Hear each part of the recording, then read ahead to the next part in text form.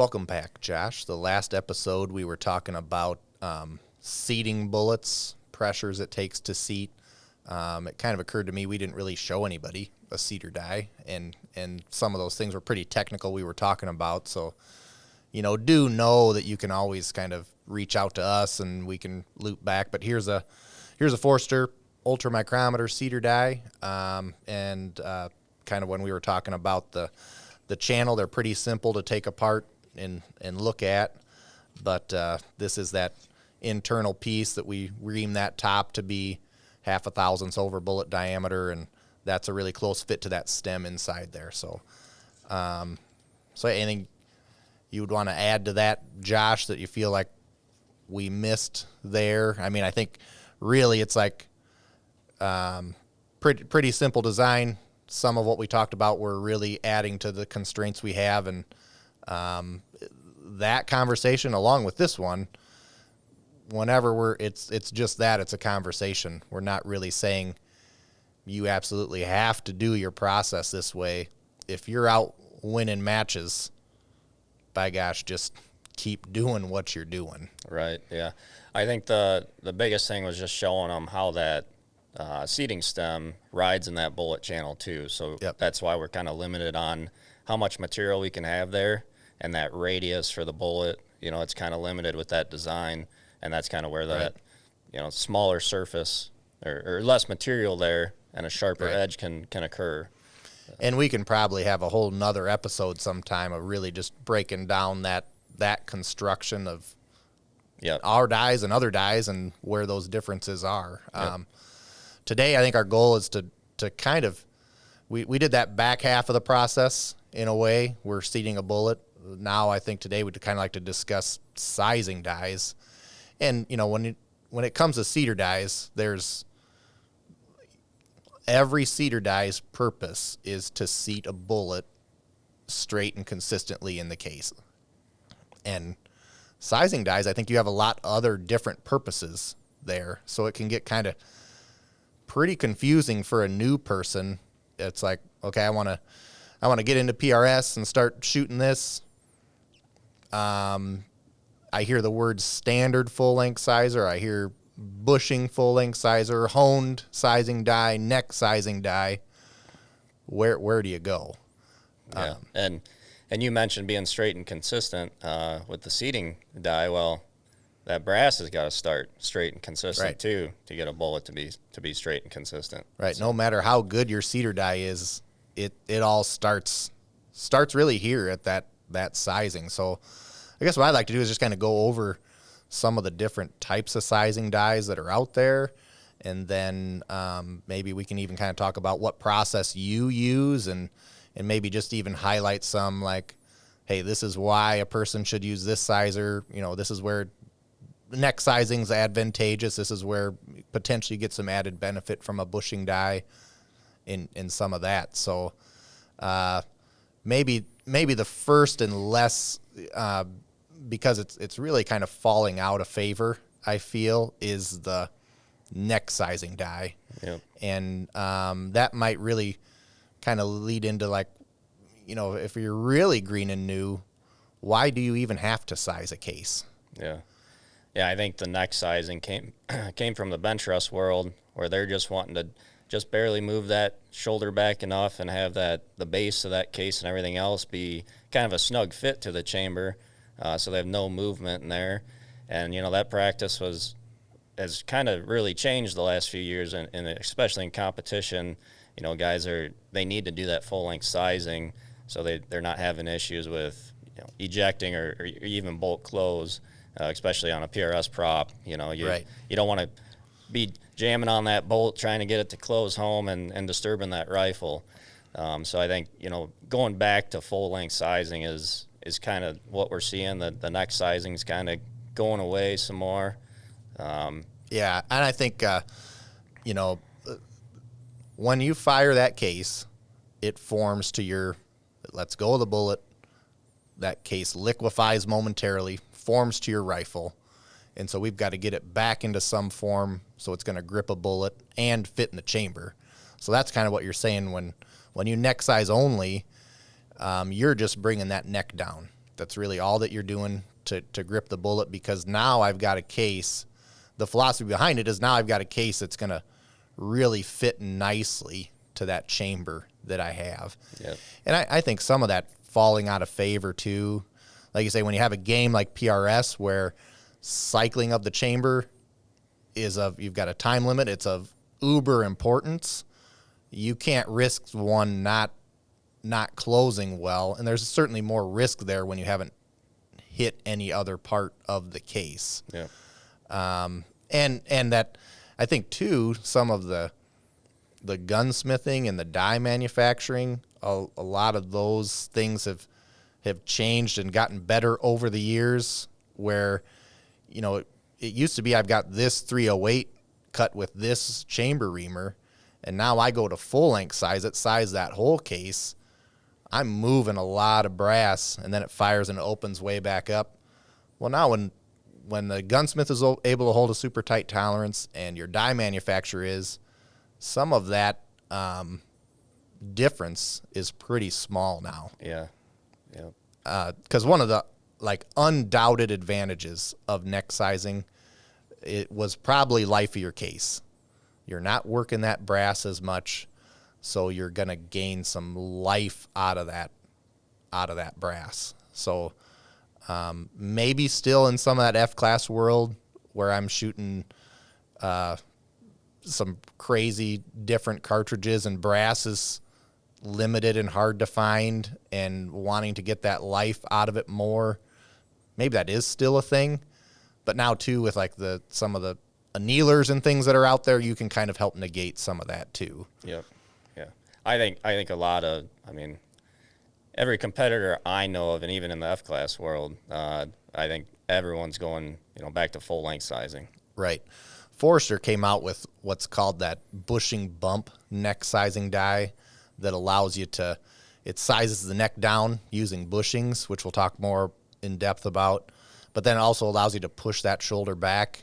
It was kind of that hybrid in between, a way of weaning people off, I feel like, of the neck sizing, because you did address at least that headspace as well, because that was usually the biggest reason you had to get away from neck sizing was your bolt doesn't close.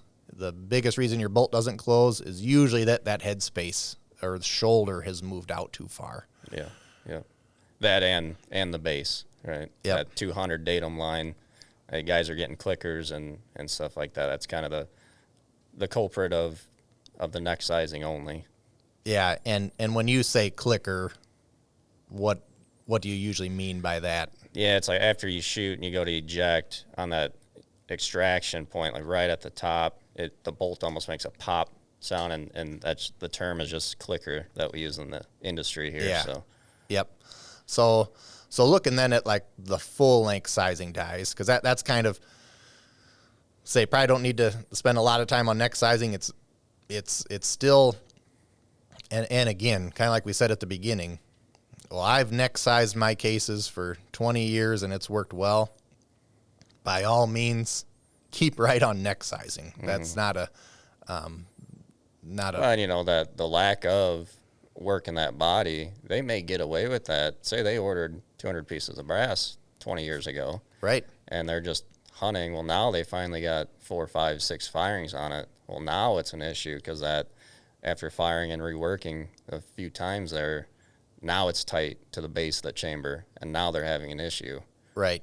So. And I don't usually, if a hunter calls me and asks for a recommendation, neck sizing's not what I point towards. I mean, I don't want you to be dialed in on that elk at 500 and you go to close the bolt and it don't Right. close. Yeah. Or you need a quick follow-up shot and you're sitting there trying to beat the bolt back open because it's stuck in the chamber. Right.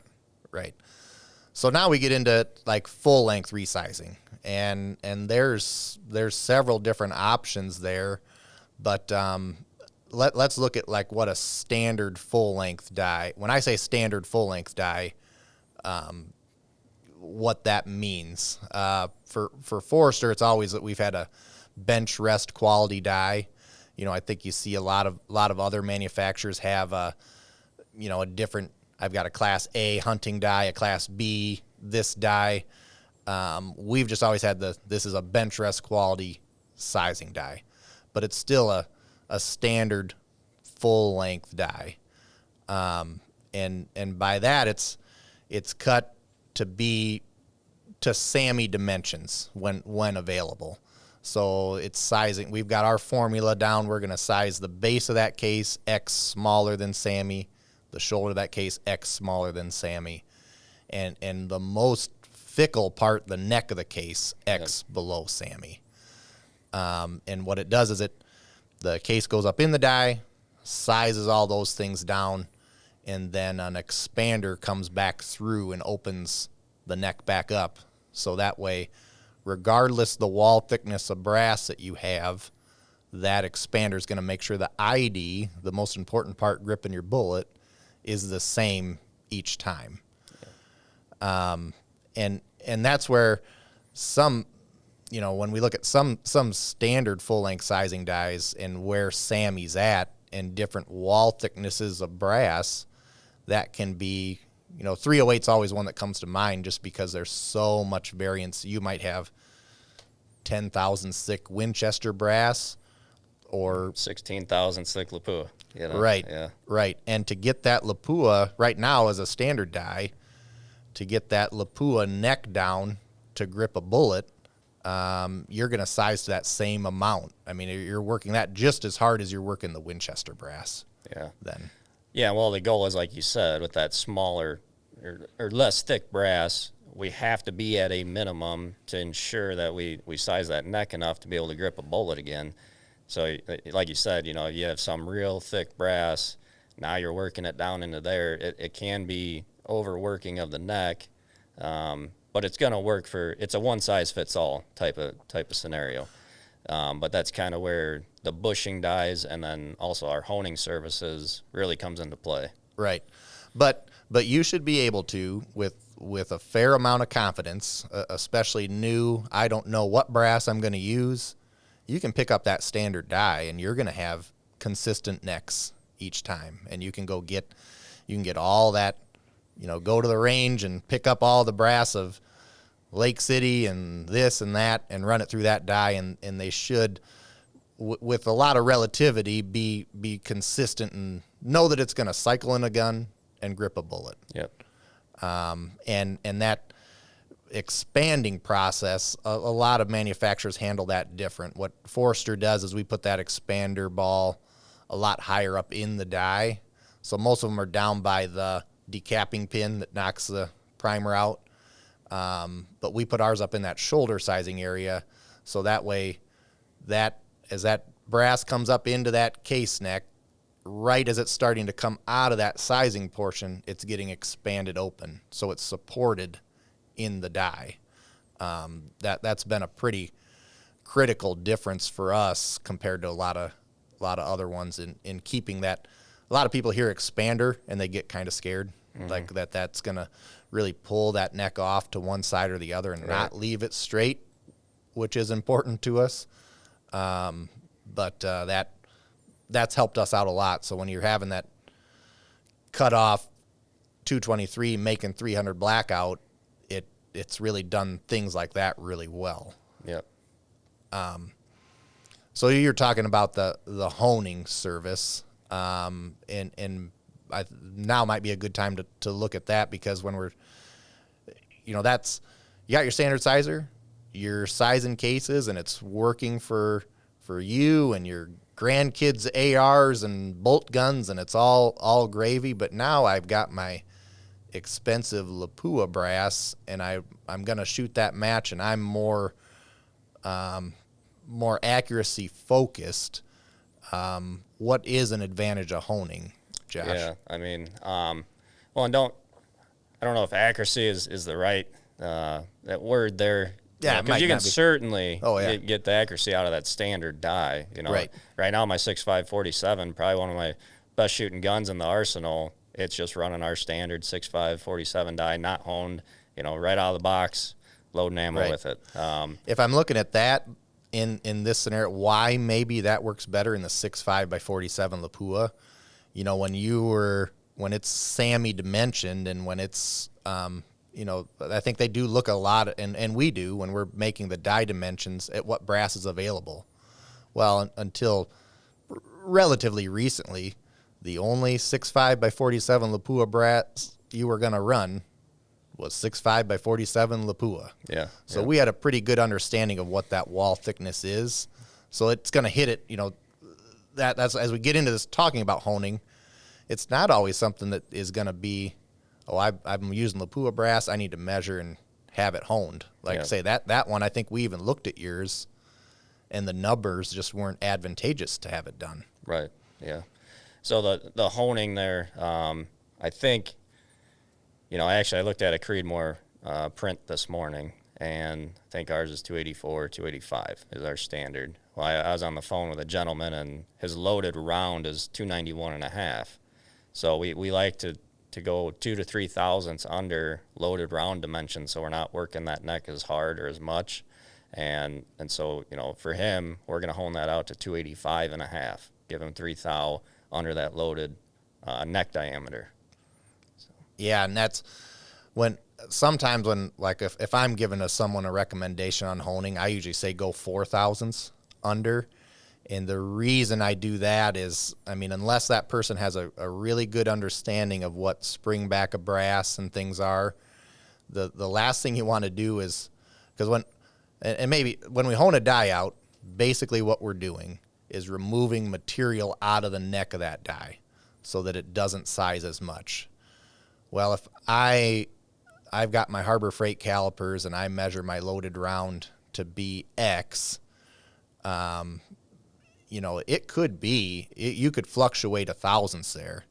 And if I'm looking at needing 2 thousandths neck tension and I say hone it to 3 thousandths, but I was off a thousandths and my spring back's different, well, now all of a sudden I'm not gripping a bullet.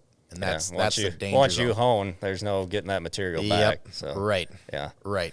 And really that expander ball is setting that final neck tension, so that's not so much of a concern if we do go a little less on the honing, just to be safe in that scenario. Or say he does change brass manufacturers and he still wants to use that die, that's kind of a touchy subject there, but depending on the thickness difference. But you're a little safer going to 4,000. 288 is still going to be a lot better than 284.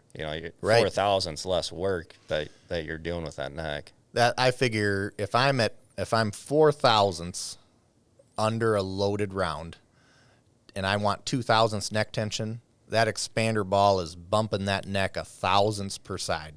We've still really reduced that amount of working. Now, not trying to step on your toes, now you go to that 3 thousandths, like what he had.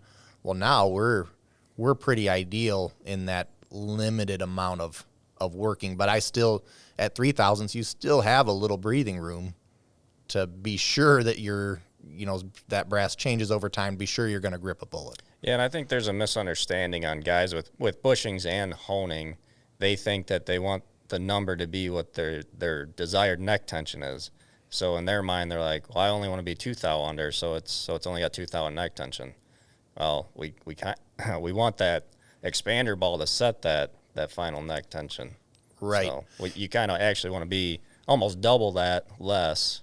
Yeah. So that does put you in that 4 thousandths range. Yeah, and that's where I think, and we'll get a lot of people too saying like, well, I'm going to follow that up.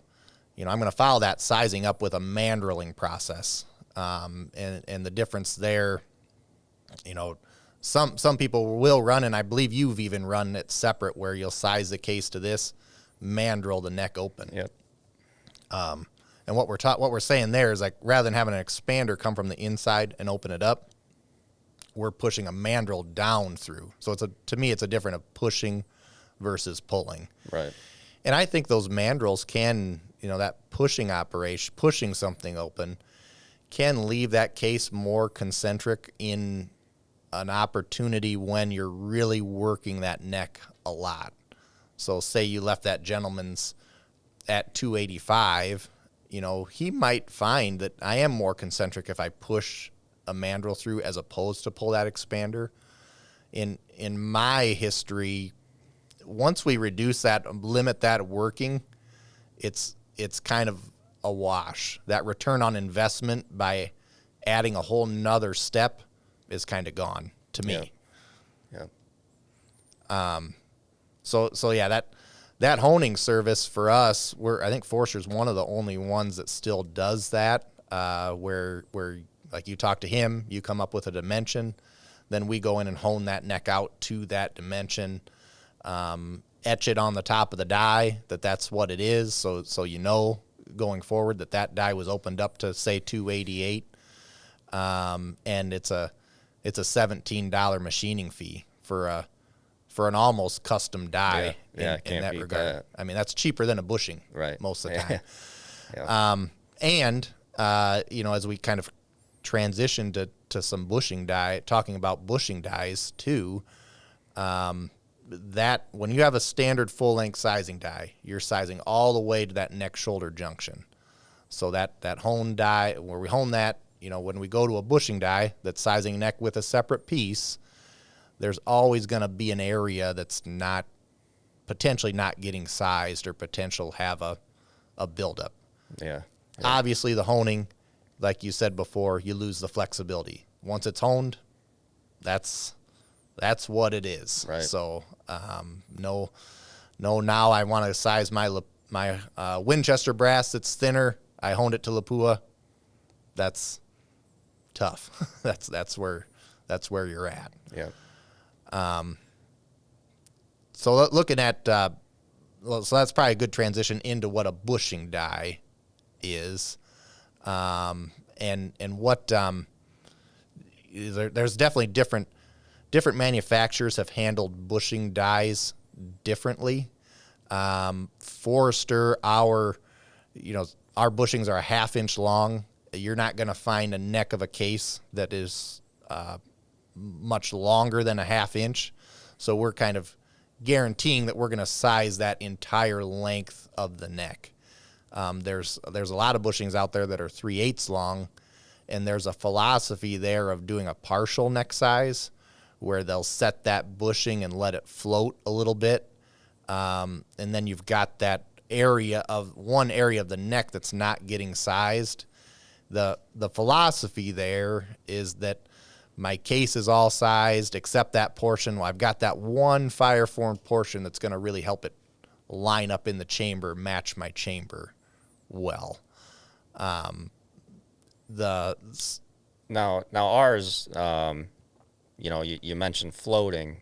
Now we still do recommend just to back off just a touch after you've ran that spindle down on the bushing, make contact and back it off just a touch, and that's just to find that alignment. Is that right? Yep. Just like the coax press where we've got the die in the case floating to an alignment, same thing with the bushing.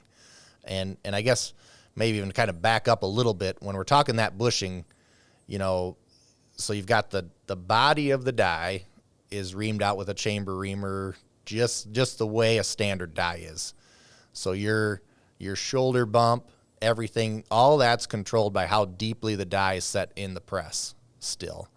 When we're talking a bushing die, we've essentially went in and bored away that neck area.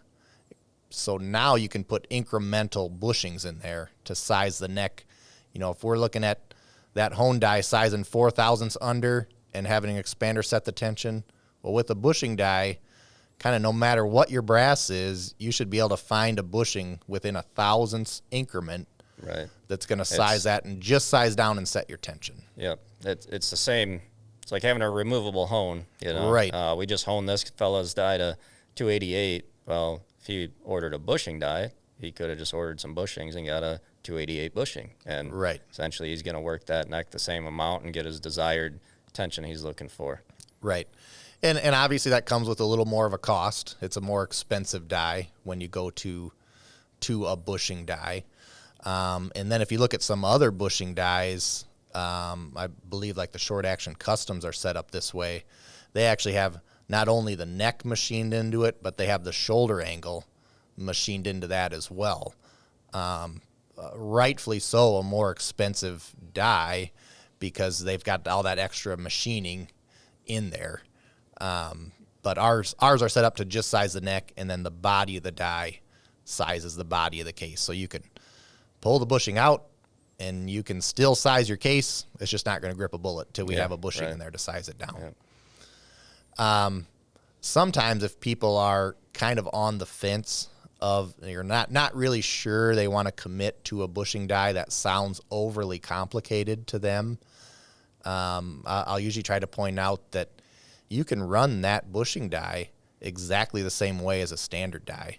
It's all in the bushing selection. Right. So I can select a smaller bushing and still that die still has an expander on there to come back through and set that neck tension. Yep.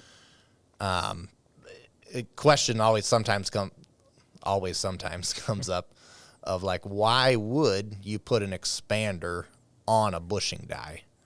Yeah. I mean, in what I've seen, it seems like there's more of a possibility to get a carbon donut in that neck shoulder junction without running some sort of expander or mandrel through it. So if you're just working that neck down every time after firing and that carbon builds up there and you have nothing hard mandrel wise pushing that back through and opening that hole back up in the bottom where that carbon can build up, well, now when you go to seat a bullet, and if you're seating that past that neck shoulder junction with the base of the bullet, it's like hitting a rock bottom. Yeah. And that can be inconsistent seating depths, inconsistent velocities, you know, you name it, it can give you a lot of fits. Your 2000s tension at the top of the neck, but Lord only knows what you are at the bottom. Yeah. And that's something that even, we always advocate measure your stuff. But if you say backs of the calipers into that neck, you're not going to know that you have that at the bottom. You almost have to use a neck tension gauge or a pin gauge to go down in there and see that. And that's and some guys might get away with it for quite a few firings and never have an issue, Yep. and it can be case dependent, cartridge dependent, maybe even powder dependent. Right. There's a lot of variables, always a lot of variables with any of this stuff. Yeah. But that is something I feel like I've seen. It's more common, the guy that just wants to set tension with just a bushing, and he takes that expander ball out, a few firings in, well, now he's getting a mark on his bullet or inconsistent, seating pressures and stuff. And right. And sure enough, there's a carbon donut in the bottom of that, the neck of the case. And right now, it's kind of industry standard to try to leave a case with 2000s neck tension. Now, like what we've talked about, there's lots of variables that could influence that ability to have 2000s neck tension. But, if I say pick a bushing that's 2000s under my loaded round for 2000s neck tension, that expander ball's really not changing anything unless it's a lot smaller. Right. Now, if I want 4000s neck tension, well, yeah, I'm going to have to pull that expander. And actually, Forster, for a long time, the first bushing die we came out with was that bushing bump neck sizing die, and we did not put an expander on it because we thought people want to set their tensions, they're going to set it with the bushing. And what we found was, like, now I bought brand new brass, and all that brass is down to 4000s tension, and I want it up to 2.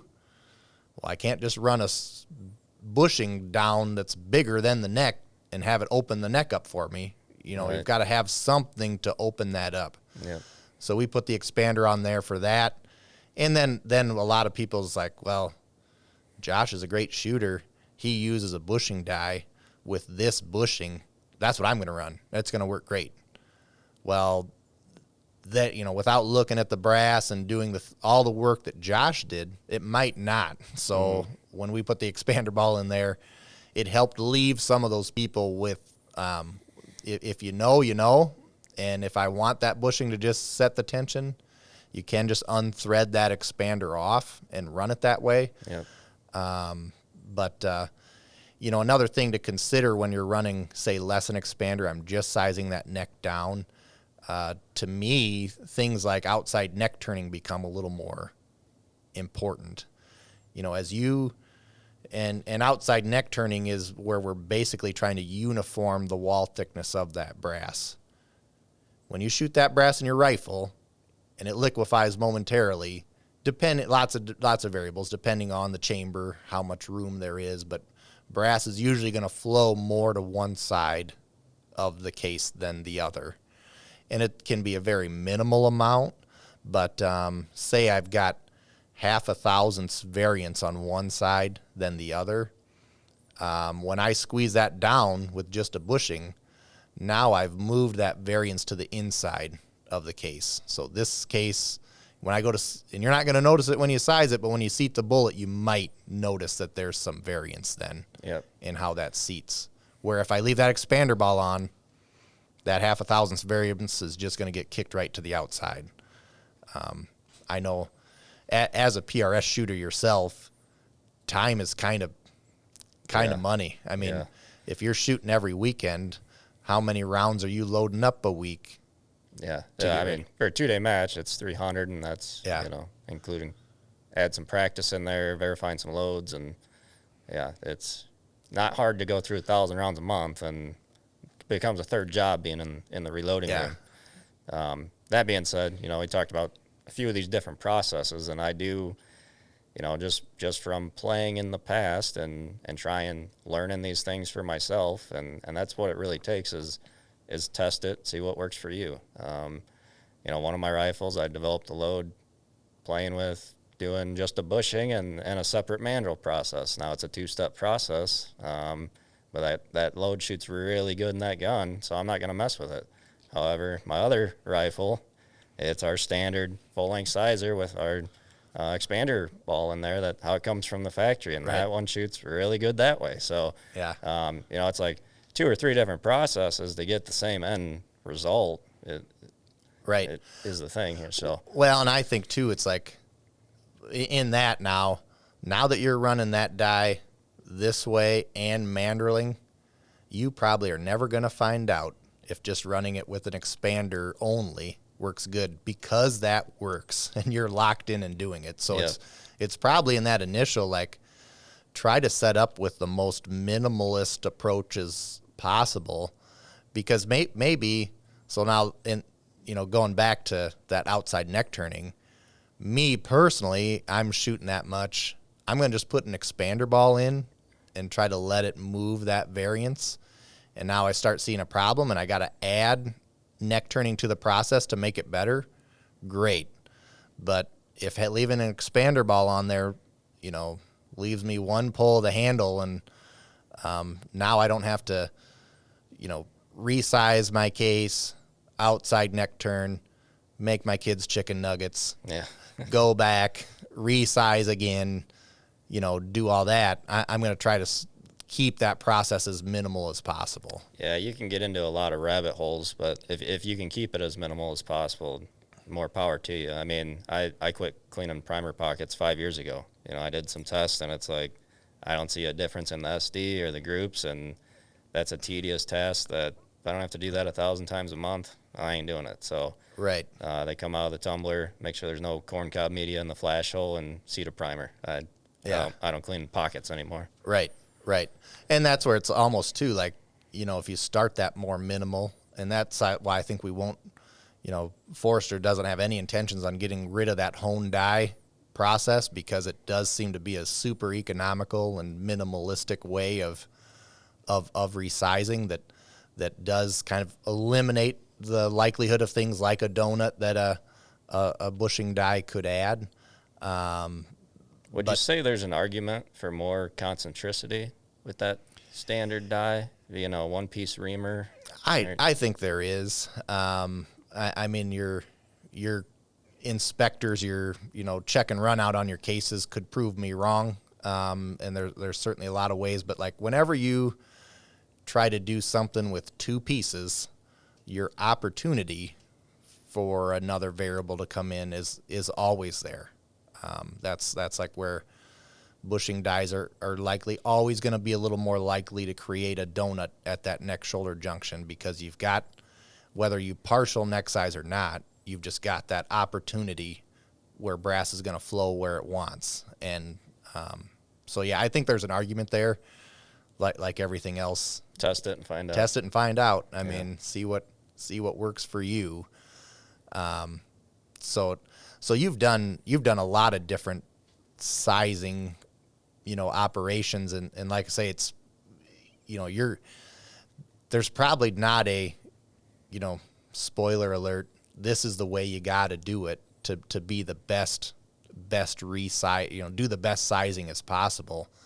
But I think probably a minimalist approach to start is always the best.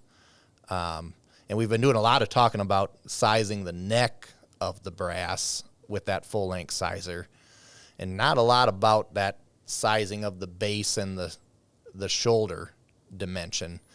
And I'd say from time to time on certain calibers, we do run into some issues where, hey, I'm running it through your full length die, my 200 line's not moving. Has that ever been an issue for you at all, Josh, in yours?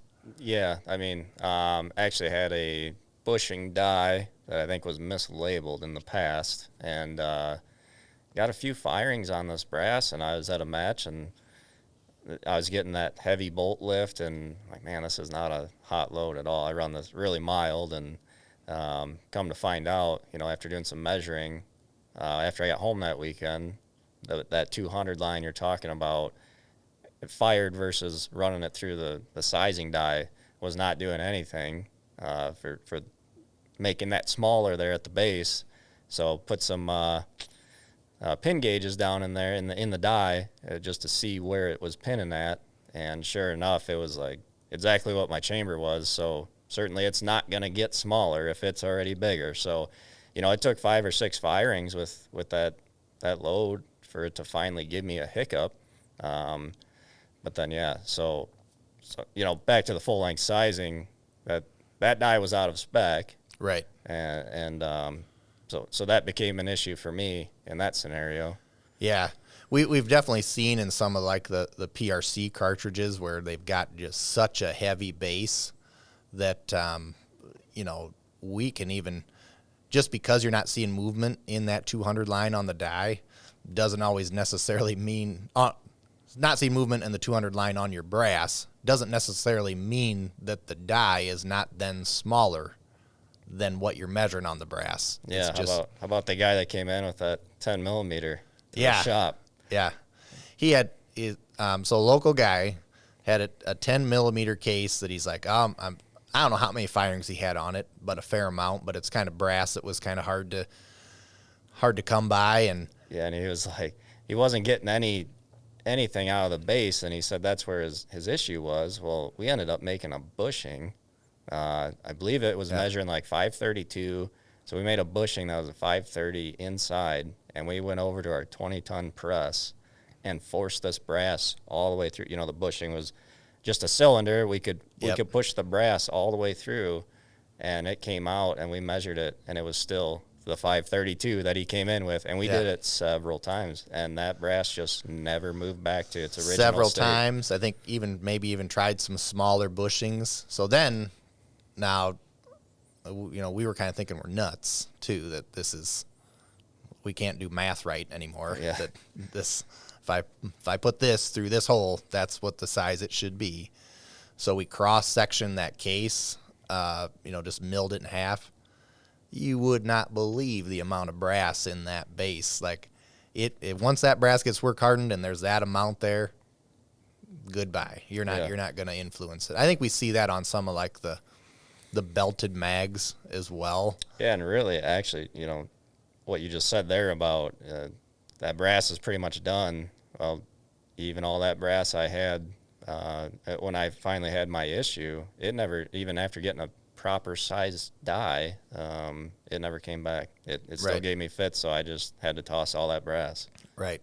Which isn't to say that there isn't a scenario that it would have then worked. I mean, it could have. There's times that you can probably full length resize that, start the process over again, and maybe roll die it or something like that. Yeah, some crazier roll sizers, or there's like some certain collet dies that'll get down and just hit above that belt. And when we're talking, we've also talked a lot about, so now we've kind of talked about sizing the base, sizing the neck, now like adjusting the headspace, bumping that shoulder back. That's another critical process that those full length sizers do, is that setting of the shoulder.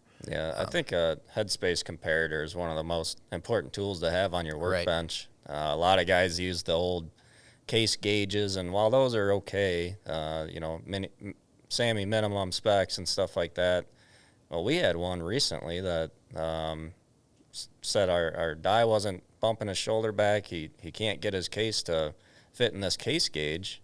Well, he sends it in, and I mean, the inside of this case gauge looked like it didn't even go to finishing. Right. The machining marks were so rough. I actually, I inspected his cases. He sent his die in.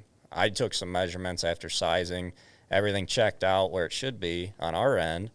Went down, put that case gauge in the lathe and polished the heck out of the inside just to clean it up, and cases dropped right in. So it's just, the machining marks from that case gauge were actually gripping the body and not allowing that case to fall. And he was thinking, well, I'm not getting enough bump because it's not falling all the way down, when really he was getting 8 to 10 thousandths of shoulder bump the way he had it set up. And that's kind of a dangerous situation. Now you're talking headspace separation and everything. So having that headspace comparator, something you can actually measure that fired round out of the chamber, and then setting that die up to just bump 2 to 3 thousandths of an inch is kind of where we want to be. Yeah, and I get the place in the world for those drop-in case gauges. I'm grandpa, and I load all my stuff on my Dillon for all my kids' ARs, and I want to be sure that everything's just gonna cycle. But we're at Forster, we're looking at the precision loading.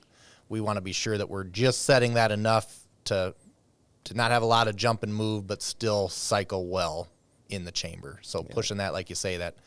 And the only way to do that is to compare it to the chamber that it's meant to go into with a datum dial or other comparator tool that's going to give you that datum diameter of the shoulder to the head of the case, basically movement. I think there's 3 main measurements. You got, maybe 4. Neck tension, shoulder bump, shoulder diameter, and then the 200 datum line diameter. If when it comes out of the gun and you run it through the die and those 3 or 4 things don't get smaller, it's not going to go back in that gun. Right. So those are the 4 crucial measurements that we need to make sure are, if those 4 things are lining out and it's not going in this case gauge or what have you, well, the die is probably not the problem at that point. Yeah. I always try to tell, like, if we're doing reloading classes and things, before you size all your cases, and no matter, your best gauge, your best gauge to be sure that sized case is going to work in your rifle, whether it's better than a drop-in case gauge, better than a calipers and a mic, better than your comparator, is your rifle. Just take that resized case and close the bolt and open the bolt. I mean, yeah, it's always funny when they're like, "Yeah, it goes in the gun, fine, but it doesn't go in my case gauge." It's like, well, it doesn't matter if it doesn't go in the case gauge. You need it to go in the gun. I think you're good to go. Yeah, if you're shooting the match with your case gauge, great, go for it. Right, then you're all set. But so yeah, definitely their place in the world. But like, by all means, new calibers, just setting something up. I'm 100% taking one of those first cases I resize before I seat a primer or anything, and just chamber it in the gun. Yeah. And we've kind of talked a lot about SAMI too, and how we dimension things off of SAMI.